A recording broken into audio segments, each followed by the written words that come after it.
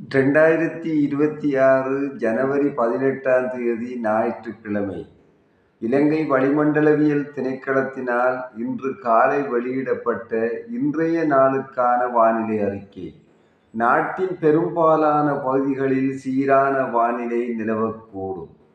நுவரெலியா மாவட்டத்தின் சில இடங்களில் அதிகாலை வேளையில் மூடுபனி காணப்படும்.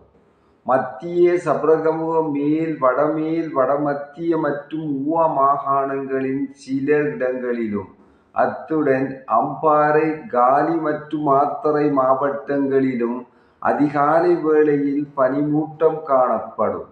கடல் பிராந்தியங்களை பொறுத்தவரையில் நாட்டை சூழவுள்ள கடல் பிராந்தியங்களில் சீரான வானிலை காணப்படும்.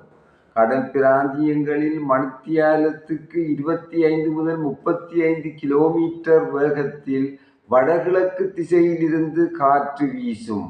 கொழும்பு தொடக்கம் புத்தளமூடாக மன்னார் வரையான, அத்துடன் ஹம்பாந்தோட்டை தொடக்கம் மாத்தறை ஊடாக பொத்துவில் வரையான கடல் பிராந்தியங்களில் மணித்தியாலத்துக்கு 40 முதல் 45 கிலோமீட்டரிலும் கூடிய வேகத்தில் அடிக்கடி காற்று அதிகரித்து வீசக்கூடும்.